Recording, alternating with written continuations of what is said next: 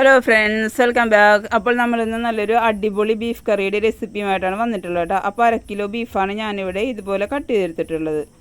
ഇത് കഴുകി വൃത്തിയാക്കിയ ശേഷം അങ്ങോട്ട് മാറ്റി വയ്ക്കാം. ഇതിനകത്തേക്ക് നമുക്ക് ഒരു സ്പെഷ്യൽ അരപ്പ് റെഡിയാക്കാനുണ്ട്. അതിന് വേണ്ടിയിട്ട് 1.5 സ്പൂൺ മല്ലിപ്പൊടി, 1/4 ടീസ്പൂൺ മഞ്ഞൾപ്പൊടി, അര ടീസ്പൂൺ കുരുമുളക് പൊടി, 1/4 ടീസ്പൂൺ ബീഫ് മസാല. ഇതെല്ലാം കൂടി നല്ലതുപോലെ ഒന്ന് ചൂടാക്കി ആറിയതിന് ശേഷം ഒരു മിക്സിയുടെ ജാറിലേക്ക് ചേർത്തെടുത്ത് നല്ല ഫൈൻ പേസ്റ്റായിട്ട് അരച്ചെടുക്കാം.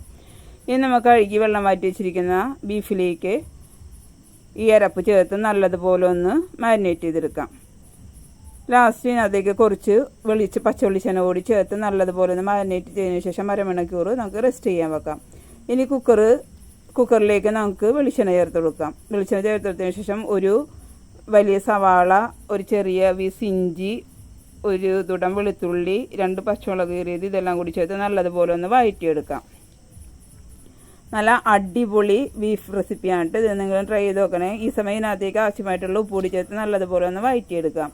ഇതിനകത്തേക്ക് നമ്മൾ റെഡിയാക്കി വെച്ചിരിക്കുന്ന ബീഫ് ചേർത്ത് നല്ലതുപോലെ മിക്സ് ചെയ്തതിന് ശേഷം മൂടി വെച്ച് കുക്ക് ചെയ്യാം. ഞാൻ ഒരു 15 മിനിറ്റോളമാണ് ഇത് കുക്ക് ചെയ്തത് കേട്ടോ. നല്ല അടിപൊളിയായിട്ട് വെന്തിട്ടിട്ടുണ്ട്. അപ്പോൾ ലാസ്റ്റത്തെ വിസിൽ വന്ന് ഞാൻ ഫ്ലെയിം ഓഫ് ചെയ്തിട്ടുണ്ട്. അപ്പോൾ ഇവിടെ നമ്മുടെ ബീഫ് മല്ലി റെഡി ആയിട്ടുണ്ട്. നല്ല അടിപൊളി റെസിപ്പിയാണ് കേട്ടോ. അപ്പോൾ എന്നും പറയുന്ന പോലെ ഈ ചാനൽ ഇനിയും സബ്സ്ക്രൈബ് ചെയ്യാത്തവരുണ്ടെങ്കിൽ പ്ലീസ് സബ്സ്ക്രൈബ് ചെയ്യാൻ, സപ്പോർട്ട് ചെയ്യാൻ, ലൈക്ക് ചെയ്യാൻ, ഷെയർ ചെയ്യാൻ നിങ്ങൾ വിട്ടുപോകുന്നത്. അപ്പോൾ അടുത്തൊരു അടിപൊളി റെസിപ്പിയുമായിട്ട് വരുന്നേക്കും. Thank you. Bye by.